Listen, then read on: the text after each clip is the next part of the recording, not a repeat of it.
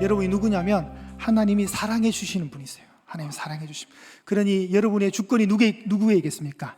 하나님께. 너는 내 것이다. 네.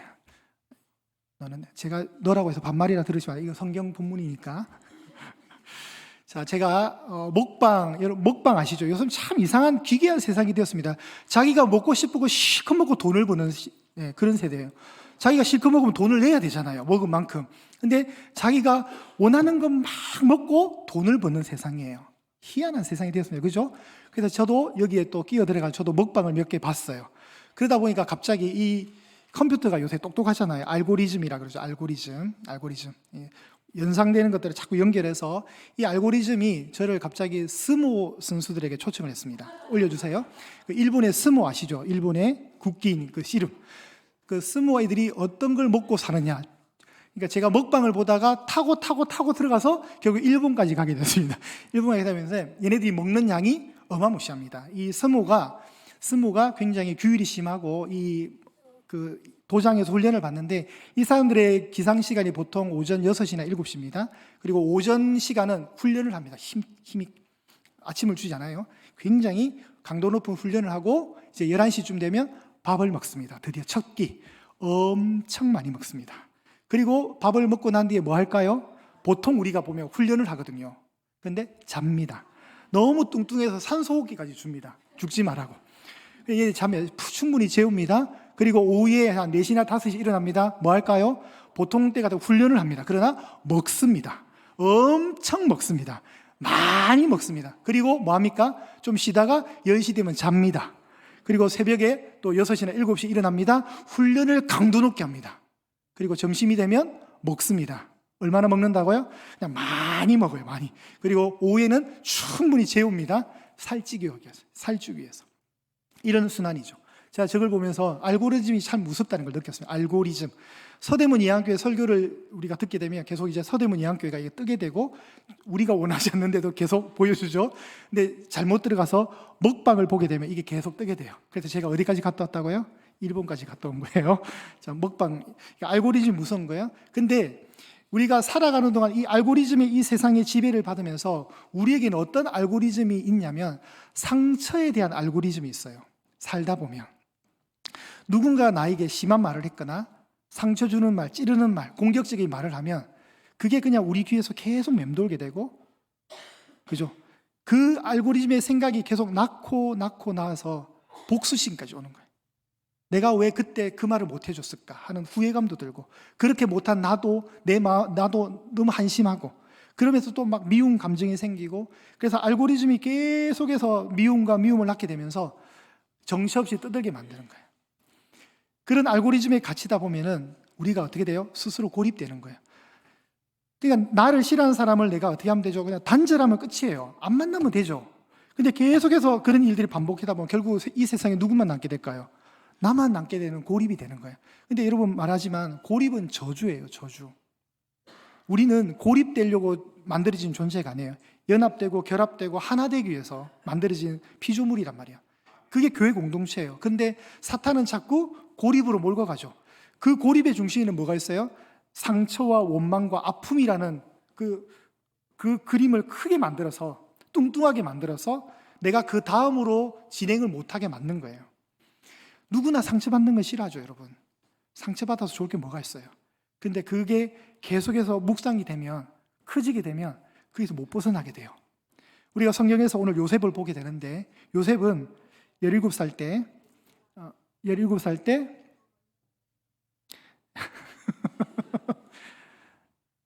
17살 때 형들에 의해서 구덩이에 빠지게 됩니다. 그리고 팔리게 되죠. 그리고 감옥에 갑니다. 억울한 일 때문에. 요셉은 뭔가를 잘못해서 감옥에 간 적이 없고 뭔가를 잘못해서 구덩이에 빠지지 않았어요. 그런데 형들의 시기시 때문에 그런 고통의 시간에 들어가게 되죠. 그리고 13년이라는 고생 끝에 30세에 애굽의 1인자가 됩니다. 2인자가 되죠. 자, 8절에 보시면, 우리 오늘 본문인 8절에 보시면 뭐라고 나오죠?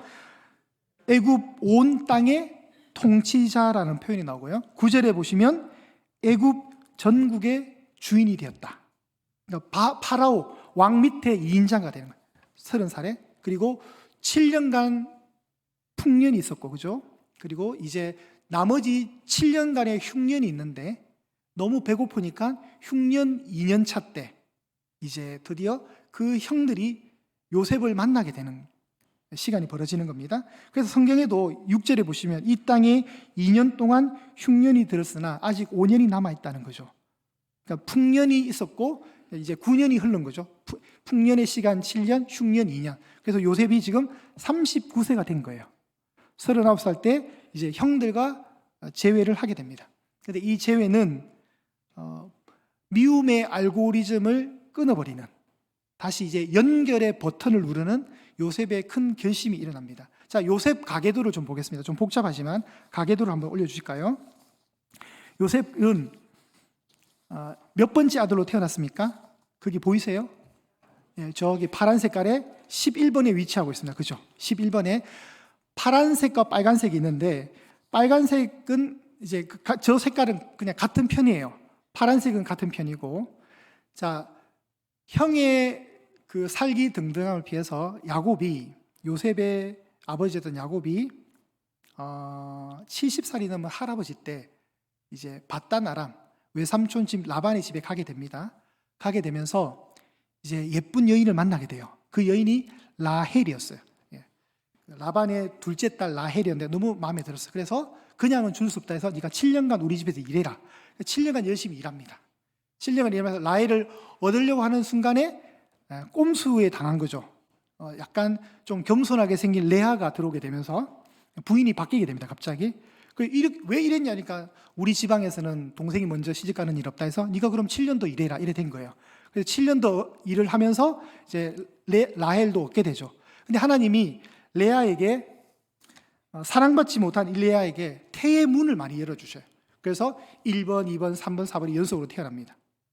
그리고 이제 애를 갖지 못하는 아픔 속에 라헬이 질투하게 되면서 그의 몸종을 보내면서 비라가 들어가면서 단과 납달리라는 애를 낳게 하고요. 그죠? 그리고 나도 가만 못 있겠다 해서 레아도 자기의 몸종을 보내면서 여종들을 통한 대리 출산이 일어나게 됩니다. 그리고 이제 드디어 하나님이 태의 문을 여셔서 요셉이 탄생하게 되고, 그리고 밧단 아람을 떠난 이후에 길가에서 베냐민이 출산되는 뭐 이런 과정이에요. 밧단 아람의 라반의 집 20년을 버티는데 7년은 라헬을 위해서, 그죠? 했죠. 그리고 또 7년은 또 라헬을 위해서 하는 거예요. 사실은 14년 동안 이제 무상으로 일을 하게 됩니다. 자, 여러분이 보시면 첫째 아들 르우벤과 11번째 아들 요셉이 몇 살 차이가 날까요? 몇 살 차이가 날까요? 이게 형제들이 쭉 서열대로 있다 보니까 꽤 연차가 많이 벌어진 것 같지만 사실 이 아이들은요, 자, 처음에 7년간 봉사했잖아요. 그리고 나머지 7년, 14년, 나머지 14년이 되기까지 7년 동안 탄생한 아이들이에요. 이 아이들이 베냐민을 제외하면. 그러니까 4명의 엄마를 통해서 막 나온 거예요. 막 나온 거. 그래서 르우벤하고 요셉이 뭐 11년 차 이런 게 아니에요. 지금 서로 임신을 막 각자 하는 거예요. 막 그냥 탄생의 순서만일 뿐이지. 그래서 실제적으로 다시 앞으로 올려주세요. 자, 10번째 아들 스불론과 11번째 아들 요셉은 나이 차이가 얼마나 날까요? 실제 몇 개월밖에 안 나는 거예요. 임신을 비슷하게 했으면 거의 비슷한 데 나오면 그냥 조금 더 먼저 나오냐 늦느냐 이거 차이밖에 없나요? 그런데 요 아들 중에 누가 제일 일방적으로 사랑을 받습니까? 야곱으로부터 요셉이 받잖아요. 요셉에게는 좋은 옷, 나머지 형들은 그냥 그런 옷. 그러면서 이제 이 형들의 질투를 받는데, 저 보시면 빨간색이 훨씬 압도적이죠. 그러니까 요셉이 형들에게 미움을 많이 받을 수밖에 없습니다. 그리고 상대적으로 스불론하고 이사갈은 거의 연배가 비슷하단 말이에요. 근데 같이 자라는데 은 놈은 좋은 옷 입고 은 놈은 나쁜 옷 입으니까 기분이 상하겠죠. 그러니까 이런 구도 속에 있는 거예요. 그러다 보니까 요셉이 미움을 많이 받게 되죠. 그러니까 형들이 구덩이에 집어넣는 거예요. 자, 17살 때 구덩이에 빠지는데, 그러면 그때 첫째 형 르우벤은 몇 살이었을까? 이게 7년 안에 일어난 사건이란 말이에요. 그러니까 큰형이랑 6년에서 7년 차이밖에 나지 않아요. 그러니까 17살 때 구덩이에 집어넣었던 저 형들의 첫째는 24살 정도밖에 안 되는 거예요, 사실은. 이 형들이 이렇게 요셉을 구덩이에 집어넣고 이제 요셉의 고난이 시작되는 거죠. 그리고 이제 시간이 흘러서 배가 고파서 야곱이 야 애굽에 가면 먹을 거 있다더라 너네들 가라 해서 이 형들이 온 거예요. 근데 야곱이 요셉을 잃었잖아요. 자기가 좋아했던 라헬의 부인에게서. 근데 베냐민을 너무 아끼니까 베냐민을 두고 남은 형들만 가는 거예요. 제가 여러분 이 얘기를 왜 할까요? 여러분 창세기 읽으시라고 제가 하는 거예요. 지금 이게 지금 창세기잖아요. 창세기를 다 읽으신 분들은 오늘 이야기가 조금은 이해가 될 것이고, 그런 게 있어? 뭐 이런 분들은 읽어보세요. 이런 이야기가 이제 쭉 되는 거예요. 형들이 왔습니다. 10명의 형들이 왔어요. 베냐민은 막내는 두고. 근데 딱 요셉은 아는 거죠. 이건 내 형들이다. 근데 저쪽에서는 알아요? 몰라요? 몰라요. 왜냐하면 이분은 지금 총리거든요. 총리. 급이 다르단 말이에요. 감히 우리가 어떻게 요셉을 알아보지 못합니다. 그렇게 있다가 요셉이 딱 보니까 베냐민이 안 보이거든요. 그래서 이제 베냐민을 데려오라고 이제 얘기를 하는 거예요. 그래서 베냐민이 결국은 오게 돼요. 그런 과정에서 지금 일어나는 일이에요. 베냐민이 결국은 왔어요. 그런데 베냐민을 데려오라 할 때 형들 안에 그 얘기를 듣고 어떤 일이 있었는지를 잠깐 보겠습니다. 창세기 42장을 한번 찾아가겠습니다. 여러분 42장 21절을 보겠습니다. 42장 21절.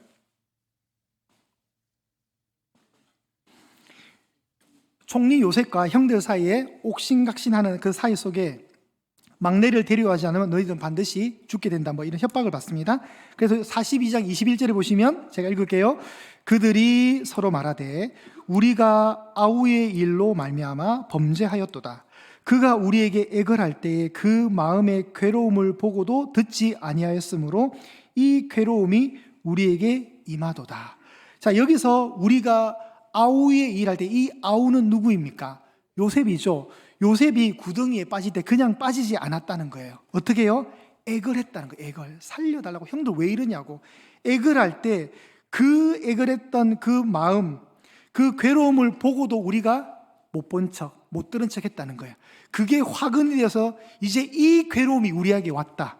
그러니까 이게 뭐냐면 이 형들 안에 조금의 양심이 있었던 거예요. 형들 안에 요셉에게 행했던 그 부당한 일을 그들도 기억하고 있었고 그들도 불편해하고 있었어요. 근데 지금 갑자기 막 베냐민 데리고 안 오면 죽인다 그러니까 여기서 뭐 정탐꾼으로 오해받으니까 지금 이 상황이 그것 때문에 일어난 일이라고 지금 한탄하는 거예요. 지금 상황이. 그죠? 이 괴로움의 현장 속에 있다가 이제 베냐민도 결국은 애굽으로 내려오고 총리로 있던 요셉은 그 자기가 정말 보고 싶었던 동생도 만나게 되면서 마음에 뭐가 생깁니까?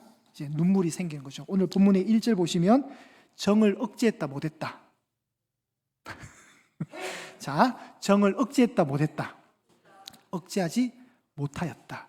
결국은 자기가 누구인지를 자기를 알렸다고 성경에 나오죠. 자기를 알리니 큰 소리로 울었고 크게 바로의 궁중에 다 울렸고 형들은 너무 놀래서 대답도 못하는 3절의 상황이 나오는 거예요. 형님들, 내가 요셉입니다. 요셉은 지난 시간을 추억하며 형들 보는 순간 우리 형들 잘 지냈구나가 아니라 어때요? 감정의 알고리즘이 돌았겠죠. 그게 용서가 될까요, 여러분? 그 미움과 그 상처에 막 또 기억이 나겠죠. 막 자기가 구덩이에 빠졌고 노예로 팔렸고 감옥에서 또 고생했고 이런 시간들. 이게 막 떠오를까요? 트라우마. 이게 막 돌겠죠? 근데 요셉은 알았던 거예요. 인생의 주권의 걸음이 나에게 있지 않은 것을. 그 고백이 오늘 어디에 나옵니까?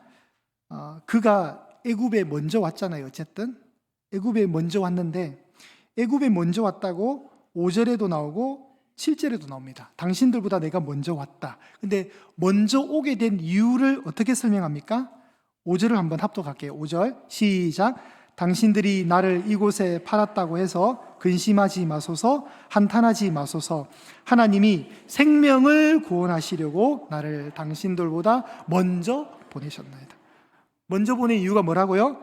생명이란 단어와 구원이란 단어가 중요합니다. 생명의 구원을 위해서. 그리고 7절에 가시면 당신들의 생명을 보존하기 위해서, 큰 구원을 위해서 내가 먼저 온 것뿐이다. 그러니까 요셉은 지금 자기가 살아온 과정들은 너무 아프고 다시는 당하고 싶지 않고 상처투성이로 그리고 상처로 얼룩되어 있는 인생이지만 가만히 생각해 보니까 내가 지금 애굽의 총리로 와 있는 이유가 결국은 이렇게 되려고 이렇게 하셨구나를 깨달았다는 거죠. 그러니까 지금 1절에 요셉이 정을 억제하지 못해서 울고 자기를 알리는 이 행위는 복수를 포기하는 장면인 거예요. 복수가 포기되더라는 거예요. 내가 복수를 할 수 있는 권리를 내려놓겠다는 신호인 거잖아요. 지금 충분히 죽일 수 있잖아요, 형들을. 지금 누가 이걸 감당하겠어요? 요셉이라는 이 거대한 권력을 누가 대응하면서 싸워보겠어요? 못해요. 그죠? 권리를 포기합니다. 그리고 그는 결국 감정을 드러내서 울게 되죠. 그리고 당신들이 애굽의 판자, 당신들의 아우 요셉이라고 자신의 신분을 4절에 보시면 노출합니다. 당신들이 애굽의 판자다. 내가 당신들의 아우 요셉이다. 자기를 드러내고, 자기를 드러내면서 제일 먼저 했던 말이 무엇이냐면 5절에 당신들이 나를 이곳에 팔았다는 이유만으로 너무 괴로워하지 말라. 나는 내가 내 인생의 주인이 아니었다. 그래서 요셉이 계속 자꾸 반복하는 말이 있습니다. 하나님이 이렇게 하셨다. 하나님이 생명을 구원하시려고 나를 당신들보다 먼저 보냈다. 하나님이 큰 구원으로 당신들의 생명을 보존하고 당신들의 후손을 세상에 두게 하시려고 나를 당신들보다 먼저 보냈다. 자꾸 누구를 끌어옵니까? 하나님을 끌고 오는 거예요. 하나님. 그러니 이 본문을 보면 내 상처를 나의 시각으로 계속 해석하면 사고가 됩니다. 내 상처를 자꾸 내가 해석을 하면 이건 사고구나, 안 좋은 일이구나 이렇게 해석합니다. 그런데 하나님의 주권으로 해석하면, 내 상처를 하나님의 주권으로 해석하게 되면 사명이 됩니다. 사고가 아니라 사명이 됩니다. 요셉의 사명이 뭐였던 거예요? 생명을 구원하기 위한 하나님의 주권 속에 움직였던 하나의 점이었던 거예요. 예안교회 사진 한번 보여드릴게요.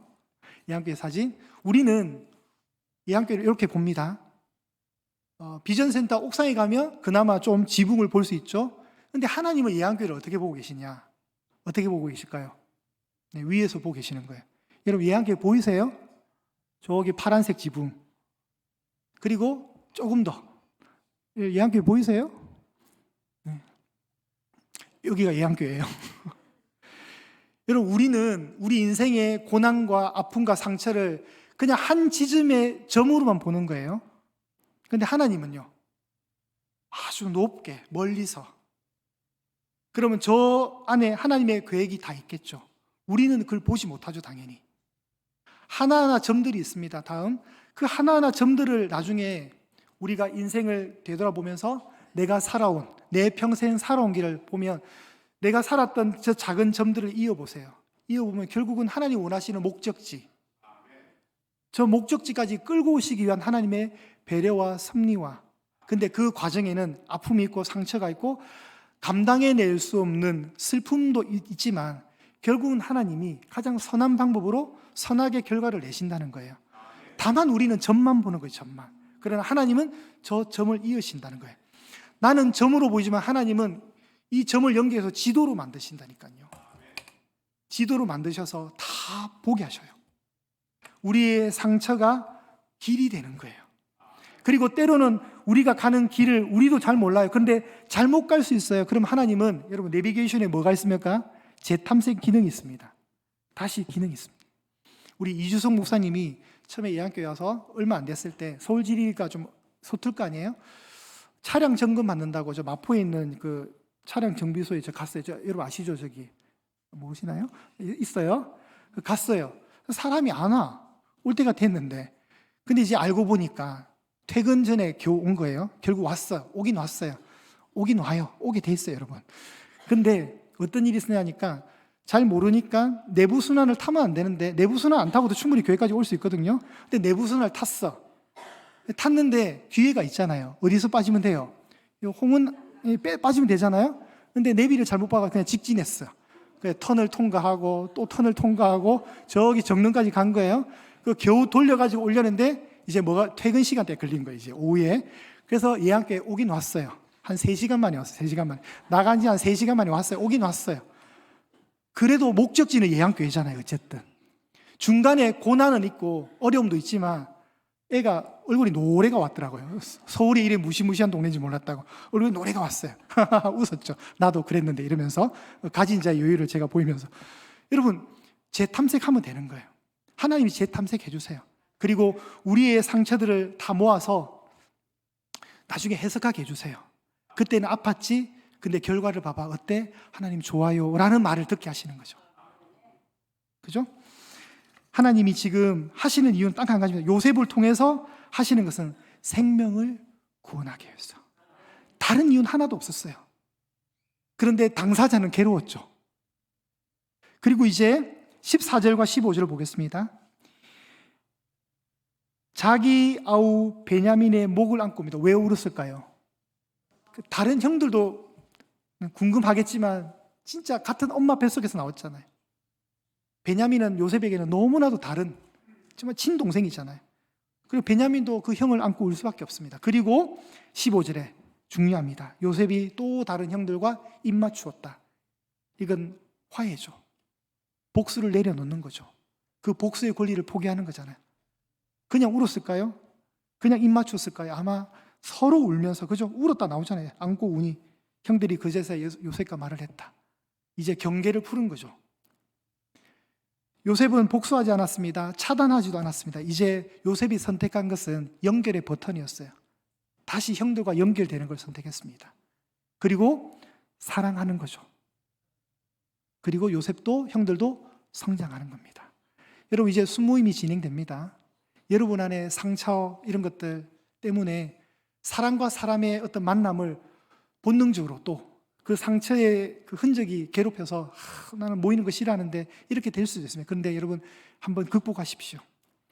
순모임 하실 때 차단하지 마시고 연결의 버튼을 누르셔가지고 이 모임 안으로 들어오십시오. 여러분 안 잡아먹어요. 괜찮아요. 여러분 잡아먹을 생각이 없어요. 그 순모임 안에 들어오셔서 사랑하시고 그리고 그러다 보면 성장이 일어날 거예요. 여러분 순모임은 굉장한 파워가 있습니다. 여러분 아직 뭐 잘 안 해보셔서 모르지만 이 소그룹이 주는 엄청난 힘들이 있어요. 정말 여기서 여러분 함께 우십시오. 함께 삶을 정직하게 나누시고 그리고 같이 손잡고 기도하는 거예요. 그러면 그 눈물 속에 그 손잡음 속에 그 부르짖음 속에 회복이 일어나는 거예요. 제가 여기서 참 감사한 게 뭐냐면 중보기도 팀에서 2부 예배 전까지 기도를 해주시거든요. 저는 항상 느껴져요. 와, 저기서 이 기도의 중보 사격이죠. 기도의 지원이 막 올라오니까 이 설교 단상이 제가 참 편해지는 것 같아요. 1부 때보다 참 편해져. 오늘 1부 때는 가관해서 여러분 이거 차단기 내려가서 에어컨 이거 다 꺼져가지고 제 코가 점점 빨개지는 그런 일까지도 있었어요. 뒤에 집사님이 그러시더라. 목사님 많이 추우셨죠? 코가 점점 빨개지셨어요. 이러더라고요. 여기 다 꺼져가지고. 근데 2부 때는 지금 다 들어오잖아요. 왜 들어올까요? 중보기도 팀이 기도해서 그런 거예요. 그건 아닐 수도 있는데 해석하기 나름입니다. 여러분 이렇게 기도의 지원을 받으면 설교 단상도 이렇게 된다니까요. 그러니까 여러분 순모임을 통해서 순에서 손잡고 기도하시고 예전에 그냥 구역 모임 생각하시면 돼요. 근데 여러분 안에 비슷한 연령대에 비슷한 고민들과 비슷한 어떤 아픔을 겪고 살아오신 삶들도 나눌 수 있는 그 비슷한 연령대의 그 순이 여러분에게 선한 영향력이 될 것을 저는 기대합니다. 이 순이 이제 점점 자라면 가지가 되고 그 가지에서 열매가 맺히는 거잖아요. 이제 지금은 작아요. 진짜 순이에요, 순. 자그마한 새싹이에요. 근데 이게 자라게 되면 여러분 엄청난 힘이 나올 거예요. 순모임 잘 하십시오. 하셔가지고 이걸 왜 한 데가 아니라 해보니까 너무 좋다. 그래 이제 말씀 나누고 그러다 보면 여러분의 지금 어떤 위치와 아픔과 상처들이 나중에 훗날 지도로 다 그려질 때 하나님이 정말 그때 왜 그러셨는가? 그때는 몰랐지만 지금은 조금이라도 알겠다. 이런 마음들이 나오겠죠, 여러분. 여러분 순모임 잘 해나갈 수 있게 축복합니다. 요셉과 그 형들이 전부 부둥켜 울면서 함께 눈물 내는 이 장면이 정말 순모임의 가장 비전이에요, 비전. 이 모습 화해되고 용서되고 모든 것이 허락되는 이제 잘잘못을 따지지 않고 상처를 시비 걸지 않고 그냥 다 품고 이제 이 건강한 공동체가 이제 탄생하게 된 거죠. 이제 어떻게 될까요? 이제 입애굽을 했으니 출애굽을 해야 되겠죠. 세계 최강 강대국 이집트, 아무도 침범 못하는 최강의 국가 이집트에서 이 70명의 조금했던 가족들은 나중에 훗날 200만 명이 됩니다. 200만 명. 하나님이 그래 하시는 거예요. 생명을 구원하기 위해서. 자, 7절에 보시면 그래 나오잖아요. 당신들의 생명을 보존하고 당신들의 후손을 세상에 두시려고. 후손을 두시려고. 하나님은 다 계획을 가지고 계시는 거죠. 여러분, 이 크신 하나님을 붙드시면 돼요. 그때 하나님, 지금 창세기에 나온 하나님, 지금 하나님 똑같아요, 여러분. 다른 거 아니에요. 어제나 오늘이나 영원토록 동일하시잖아요. 그 하나님이 여러분의 인생을 끌고 가시면, 지금 힘드십니까? 상처 때문에, 누구 때문에 스트레스 받고, 정말 저 사람 없으면 내가 살겠는데, 지금 저도 잘 모르겠어요, 여러분. 그러나 견뎌보십시오. 그리고 훗날 여러분이 해석해 보십시오. 지금 저도 몰라요. 어떻게 알겠어요? 힘드신 거 저도 어떻게 위로를 더 못 드리겠습니다. 그냥 저는 기도할 뿐이죠. 근데 견디셔야 돼요, 여러분. 여기서 자꾸 차단해 버리시면 여러분 고립되세요. 그러니 연결돼야 됩니다. 그리고 사랑하고 성장할 수 있습니다. 우리 이 마음을 품고 크신 하나님을 바라보시면서 상처가 길이 되도록 하시는 그 하나님을 이 한 주도 잘 붙드실 수 있는 저와 여러분 되시기를 축복합니다.